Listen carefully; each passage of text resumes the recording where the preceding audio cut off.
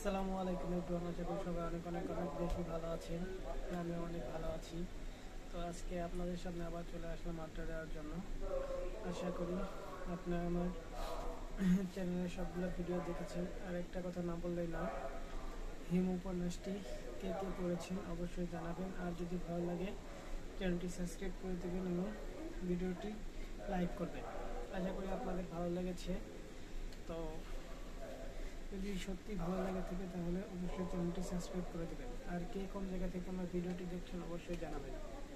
তো আমরা কিন্তু ইতিমধ্যে হিমু উপন্যাসের যে নতুন একটি মহারাক্ষী সেটা শুরু করেছি।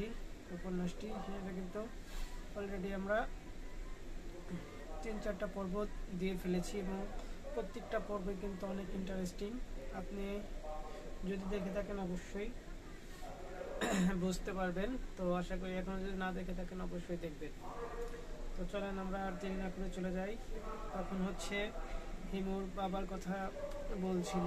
হিমু, আমরা গত পর্বে দেখেছি যে হিমু তার বাবাকে নিয়ে হচ্ছে গল্প ওইখানে শেষ হয়েছিল। তো তারপরে তার বাবা অসুস্থ ছিল, তখন তার বাড়ির সবাই তার বাবাকে দেখতে আসে। তারপরে কি হয়েছিল সেটা আমরা এখন দেখব। ওকে,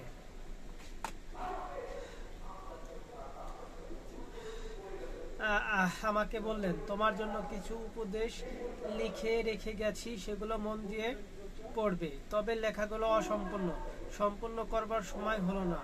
আমার দিকের কোনো আত্মীয় স্বজন সঙ্গে কোনো যোগাযোগ করবে না এবং তাদের সঙ্গ নেবে না। তবে 16 বছর পরে তুমি যদি মনে করো আমার সিদ্ধান্ত ভুল, তখন তুমি নতুন করে সিদ্ধান্ত নিতে পারবে। আজ এর আগ পর্যন্ত মামাদের সঙ্গে থাকবে, মনে রাখবে তোমার মামারা কৃষাত শ্রেণীর মানুষের স্পর্শে না এলে মানুষের সদ্গুণ সম্পর্কে ধারণা হবে না। ডাক্তার সাহেব এর পর্যায়ে বললেন, আপনি দয়া করে চুপ করুন, ঘুমাবার চেষ্টা করুন।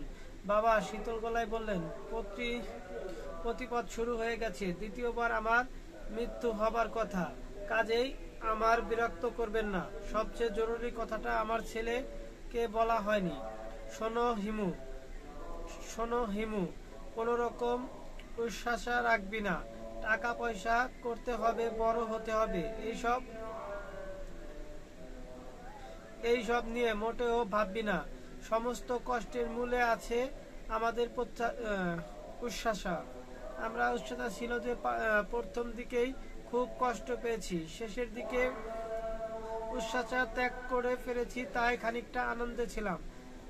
আনন্দে থাকাটা বড় কথা, সবচেয়ে আনন্দের থাকার চেষ্টা করবি। বাবা কথা বলতে বলতে একটু থামলেন, হঠাৎ গম্ভীর অবিলম্বের সঙ্গে চারিদিকে তাকালেন, তারপর মৃদু স্বরে বললেন, ও আচ্ছা, তাহলে এর নামই মৃত্যু। এটা মন্দ কি? মৃত্যু তাহলে খুব ভয়াবহ না? তার কিছুক্ষণের মধ্যেই বাবার মৃত্যু হলো। আমি কিছুদিন আমার দাদাজানের সঙ্গে থাকলাম। তিনি আমার প্রসঙ্গে বারবার বিস্ময় প্রকাশ করতে লাগলেন। আরে একটা কেমন ছেলে, বাবা মরে গেল, এক ফোঁটা চোখের পানি নেই। এ তো দেখি তার বাবার চেয়েও পাগল হয়েছে। এদিকে আয়। বাপ মারা গেলে চোখের পানি ফেলতে হয়। আমি শীতল গলায় বললাম, তোমাকে তুই তুই করে বলবেন না। আমাকে তুই তুই করে বলবেন না। তিনি চোখ বড় বড় করে আমার দিকে তাকিয়ে রইলেন। দাদাজানের বাড়িটা বিশাল। সেই বিশাল বাড়ির দোতলার একটা ঘর আমাকে দেয়া হলো। সেই ঘরে ওই বাড়ির ছেলে মেয়েদের সঙ্গে সর্বক্ষণিক প্রাইভেট টিচার থাকেন। তার নাম কিসমত মোল্লা। তিনি যখন শুনতেন আমি কোনো স্কুলে পড়ি না, এতদিন বাবার কাছে পড়েছি, তখন একবার আকাশ থেকে পড়লেন। কি পড়েছে বাবার কাছ থেকে? ইংরেজি, বাংলা, অঙ্ক, ভূগোল আর নীতিশাস্ত্র। নীতিশাস্ত্রটা কি? কোনটা ভালো, কোনটা মন্দ, কোনটা ন্যায়, কোনটা অন্যায়, এইসব কি বলছো? কিছুই তো বুঝলাম না।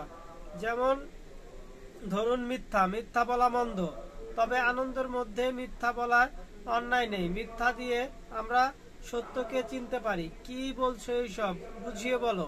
যেমন ধরুন গল্প, উপন্যাস, এইসব মিথ্যা, কিন্তু এইসব মিথ্যা দিয়ে আমরা সত্যকে চিনতে পারি। মাস্টার সাহেব চোখ বড় বড় করে তাকিয়ে রইলেন। নিজের প্রতি দ্রুত সামলে নিয়ে বললেন,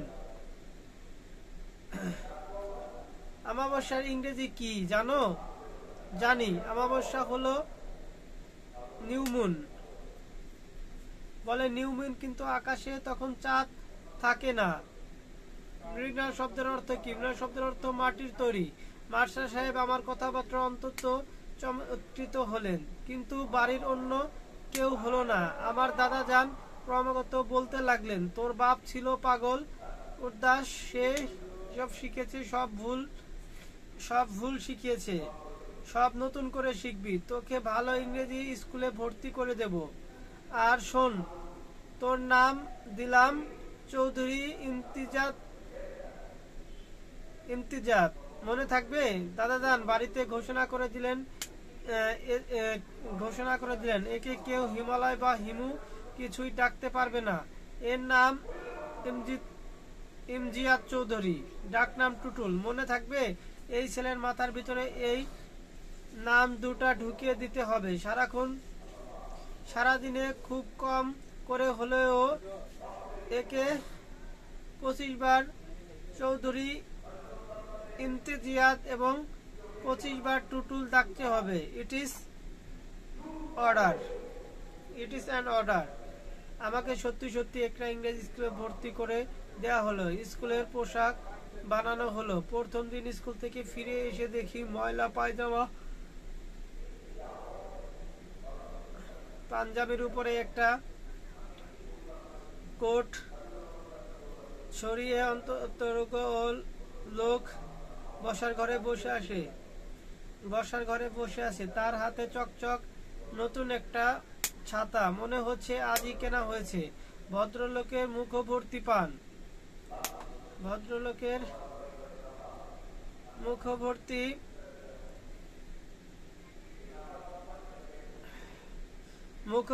পান। সেই পান পিক ফেলছেন। তার বসে থাকা ভঙ্গি, পান খাওয়া ভঙ্গি এবং পানের পিক ফেলার ভঙ্গি কোনো সংকোচ নেই, যেন এই বাড়ির সঙ্গে তার খুব ভালো পরিচয়, যেন এটা তার নিজের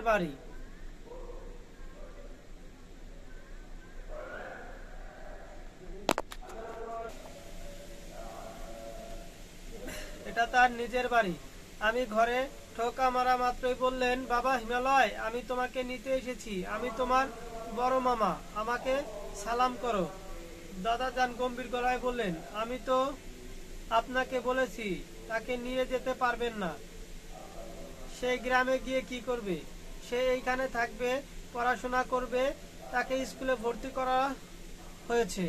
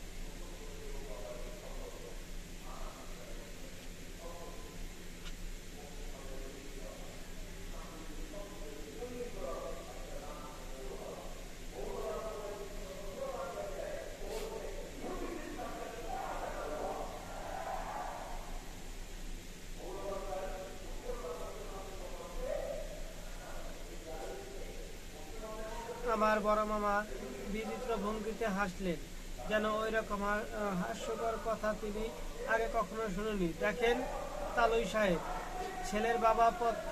ছেলের বাবা পাত্র মারফত ওই অধিকার দিয়ে গেছে। এখন যদি আপনাকে দিতে না চান, বাধ্য হয়ে আইনের আশ্রয় নিতে হবে, কোর্টে ফয়সালা হবে। উপায় কি? যদিও আত্মীয় স্বজনের সঙ্গে মামলা মোকদ্দমা কোনো কাজের কথা না। দাদাজানের মুখে কোনো কথা এলো না। বড় মামা অ্যাডজাস্ট আর একবার পানের পিক ফেলে বললেন, বাবার ইচ্ছা মতো কাজ হোক, খামাখা আপত্তি করছেন কেন? ছেলের খরচাপাতির জন্য মাসে মাসে টাকা দিবেন, তাহলেই তো হয়। আপনি কি করেন? তেমন কিছু না, সামান্য বিষয় সম্পত্তি আছে, টুকটাক ব্যবসা আছে। ইউনিয়ন কাউন্সিলর মেম্বার ছিলাম, এইবার জিততে পারি নাই 7 ভোটে কারণে।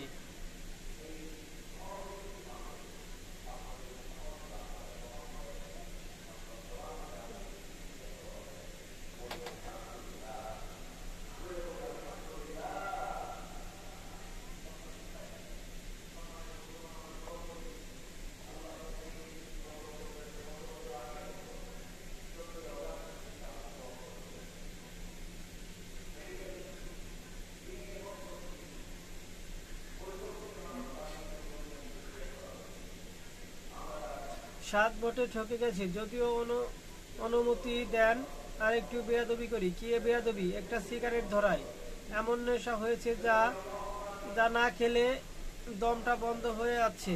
বড় মামার অনুমতির অপেক্ষা না করেই সিগারেট ধরালেন। বড় মামা সিগারেট ধরালেন। দাদাজান বললেন, আপনি একে নিতে চাচ্ছেন কারণ আপনার ধারণা একে নিলে মাসে মাসে মোটা টাকা পাওয়া যাবে, তাই না? বড় মামা অন্তত বিস্মিত হওয়ায় ভঙ্গি করে বললেন, এই হাতের 5 আঙ্গুলের ভেতর দিয়ে অনেক টাকা গেছে, অনেক টাকা আছে। টাকা আমার কাছে কিছুই না, আছি রক্তের টানে। রক্তের টান কঠিন জিনিস তালুই সাহেব।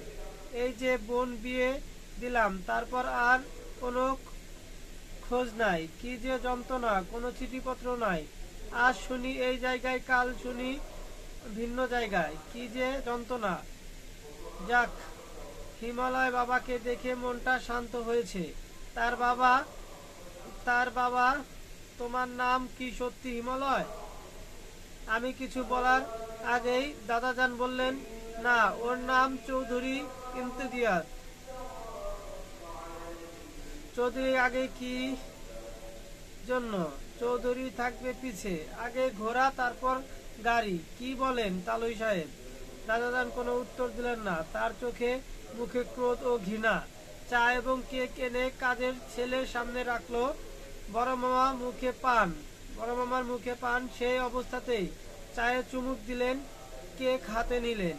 দাদাজান বললেন, আমার ছেলে আপনার বোনের খোঁজ পেল কি করে? সেটা তালুই সাহেব আপনার ছেলেকে জিজ্ঞাসা করলে ভালো হতো। আফসোস যে জীবিত নাই। আমরা আপনার ছেলেকে খুঁজে বের করিনি। সে বন্ধুদের সাথে আমাদের অঞ্চলে এসেছিল, তারপর কেমনে হয়ে গেল। সত্যি কথা বলতে কি তালুই সাহেব, বিয়ের পর মাথায় হাত দিয়ে বসে পড়লাম। বোনের খোঁজ নেই, বোন জামাইয়েরও খোঁজ নাই। নানা লোক নানা কথা বলে। কেউ বলে নামক্রান্ত বিয়ে করে নিয়ে গেছে, পাচার করে দেবে ইন্ডিয়া, পাকিস্তান, তারপর মিডল ইস্ট, এইসব জায়গায় মেয়েদের ভাড়া খাটাবে। বাচ্চা ছেলেদের সামনে এইরকম কুৎসিত কথা বলবেন না। কুৎসিত কথা না, এগুলো সত্যি কথা। এইরকম পার্টি আছে, সত্যি কথা সবসময় বলা যায় না। আমার কাছে একটা পাবেন না তালুই সাহেব, সত্যি কথা আমি বলবোই, ভালো লাগুক আর নাই লাগুক। তখন হচ্ছে হিমুর মামা, একথা হিমুর বড় মামা এসেছিলেন এবং তাকে নিয়ে যাওয়ার জন্য। তখন হচ্ছে হিমুর দাদা জান যে ছিল, মানে দাদা, সে কিন্তু হিমুকে যেতে দিতে চাচ্ছিল না, যে হিমু গেলে হয়তো আপনার খারাপ কিছু হবে, তাই তাকে ছাড়তে চেয়েছিল না, তাকে ভালো আপনার স্কুলে ভর্তি করে দিতে চেয়েছিলেন, কিন্তু তার মামা তাকে নিয়ে যাবে। তখন তার বাবা বলে গেছেন যে আমি মৃত্যুর পর যেন আমার ছেলে তার মামা বাড়িতে থাকে, তার জন্যই হচ্ছে তার এত জোর। তো দেখা যাক পরে কি হয়।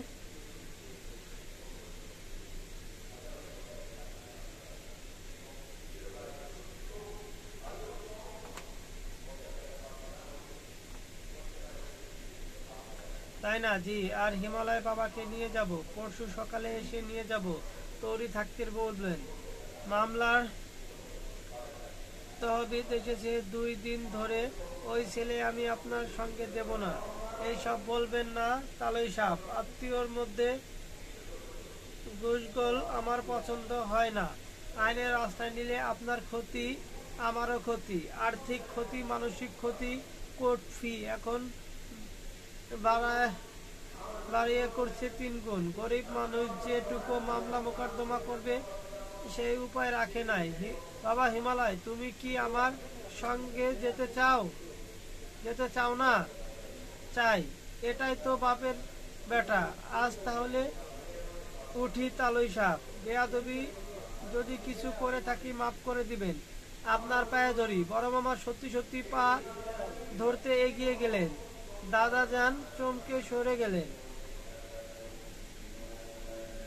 2 দিন পর আমি মামার সঙ্গে রওনা হলাম, গন্তব্য ময়মনসিংহ, হিরণপুর।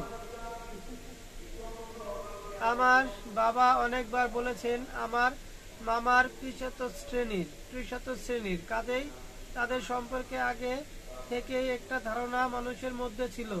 আমি বড় মামা এবং অন্য 2 মামার আচার আচরণ মোটেও অবাক হলাম না। মামা বাড়ি উপস্থিত হওয়ার 3য় দিনে একটা ঘটনা কথা বলি। ওই ওই মামার বাড়ি ওই ঘটনা থেকে মামাদের মানসিকতার একটা আঁচ পাওয়া যাবে। বড় মামার বাড়িতে 3টা বিড়াল ছিল, এরা খুবই উপদ্রব করত। বড় মামার নির্দেশ বিড়াল 3টাকে ধরা হলো। তিনি বললেন, হাদিসে আছে বিড়াল উপদ্রব করলে আল্লাহর নামে এদের জবাই করা যায়, তাতে দোষ হয় না। দেখি বড় ছুরিটা বার কর। এই কাজ তো আর কেউ করবে না, আমাকেই করতে হবে। উপায় কি? মামা নিজেই উঠানে 3টা বিড়ালকে জবাই করলেন। এর মধ্যে একটা বিড়াল গর্ভবতী। ওই বাড়ি আমার তেমন কোনো অসুবিধা হয়নি। 3 মামা একই সঙ্গে স্কুল ঘরে মতো লম্বা একটি টিনের ঘরে থাকতেন। পুরো বাড়ির ছেলেপুলে বিশাল দল, তাদের জগৎ ছিল ভিন্ন। একসঙ্গে পুকুরে ঝাঁপ দেওয়া, একসঙ্গে সন্ধ্যাবেলা পড়তে বসা, একসঙ্গে স্কুলে যাওয়া, ফুটবল খেলা, গোল্লাচোট খেলা সবই একসঙ্গে হতো। এক মামি ভাত দিয়ে যাচ্ছেন আর এক মামি দিচ্ছেন 1 হাতা করে তরকারি, 2 হাতা ডাল, চামচে যা ওঠে আসে তাই। কেউ বলতে পারবে না আমাকে এটা দাও ওটা দাও বলেই চামচের বাড়ি। আমাদের মধ্যে মারামারি লেগেই ছিল। এ ওকে মারছে, কে কাকে মারছে সেসব নিয়ে কোনো নালিশ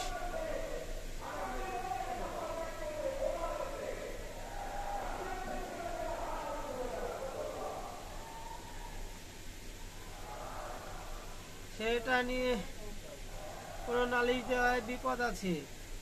একজন নালিশ দিলে তার বিরুদ্ধে নালিশ কি সমাচার ভালো মতো শোনা হলো না। হাতের কাছে কয়েকটা পাওয়া গেলে পিটিয়ে লাশ বানিয়ে ফেলা হলো। সত্যিকার অপরাধী হয়তো শাস্তি পেল না। আমি এই বিশাল দলের সঙ্গে অবলিত মিশে গেলাম। সীমাহীন স্বাধীনতা, এবং স্বাধীনতা সহচারী শিশুরা পায় না।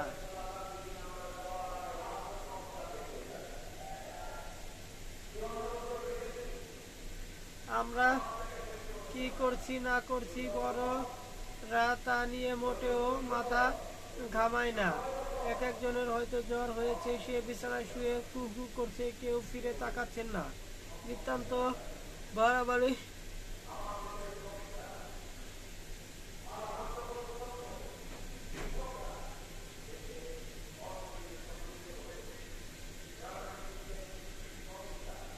কোনো ঠিকঠাক নেই।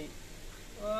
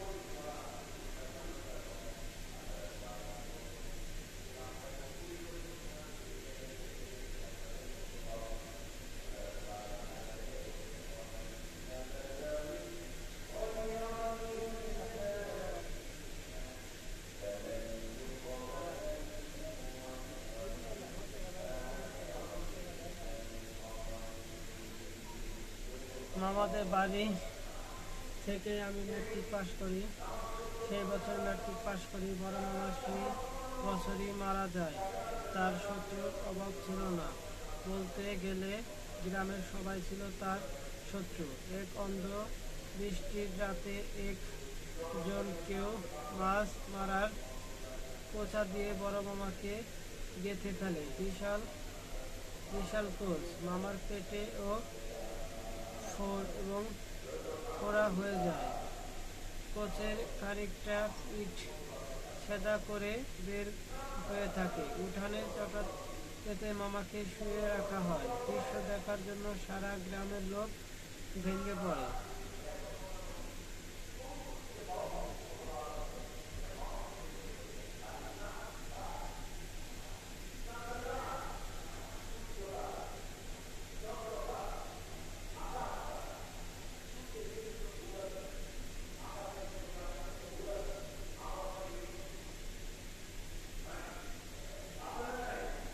এক অন্ধকার বৃষ্টির রাতে একজনকেও মাছ মারার পোষ নিয়ে বড় মামাকে গেঁথে ফেলে।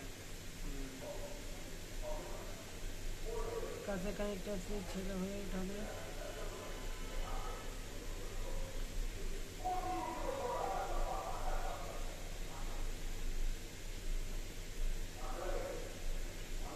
তিনি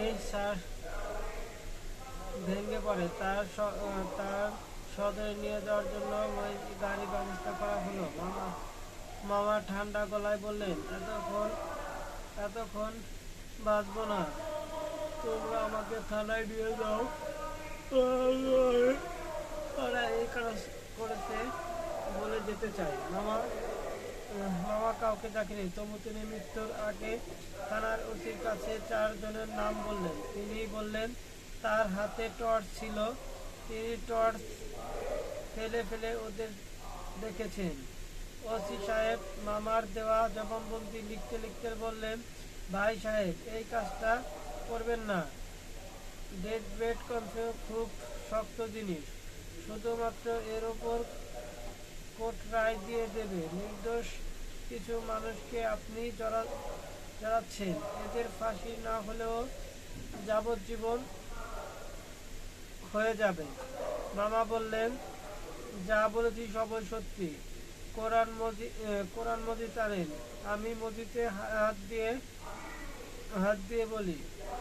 ওসি সাহেব বললেন, তার দরকার হবে না, তিনি এইখানে সই করুন।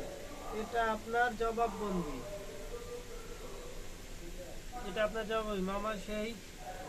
মামা সই করলেন। মারা গেলেন থানাতে। মরবার আগে মেজ মামাকে কানে কানে বললেন, এক এক ধাক্কায় 4 শত্রু শেষ। কাজটা মন্দ হলো না। 4 শত্রু শেষ করার গাঢ় আনন্দ নিয়ে মামা মারা গেলেন। তবে মৃত্যুর আগে আগে মৌলানা ডাকিয়ে তবুয়া করালেন। তাকে খুব আনন্দিত মনে হলো। বড় মামি ব্যাকুল হয়ে কাঁদছিলেন। তাকে ডেকে বললেন, তওবা করে ফেলেছি, এখন আর চিন্তা নাই, সব পাপ মাফ হয়ে গেল, সারা জীবন বেহেশতের দখল হব।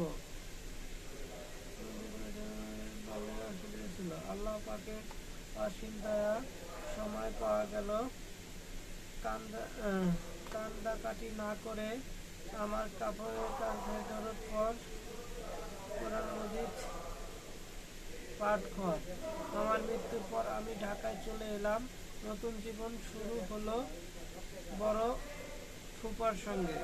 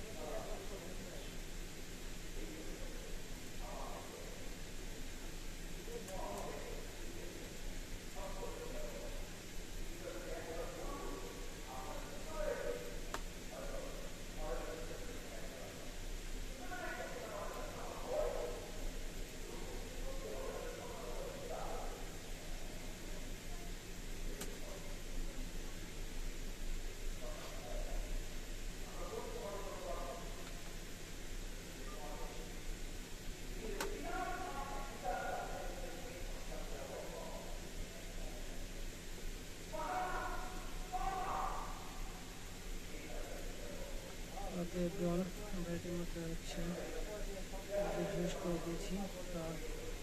আমার নতুন পর্ব নিয়ে হাজির হবো। ততক্ষণ সবাই ভালো থাকেন, সুস্থ থাকেন, আর উপন্যাস পড়তে থাকেন।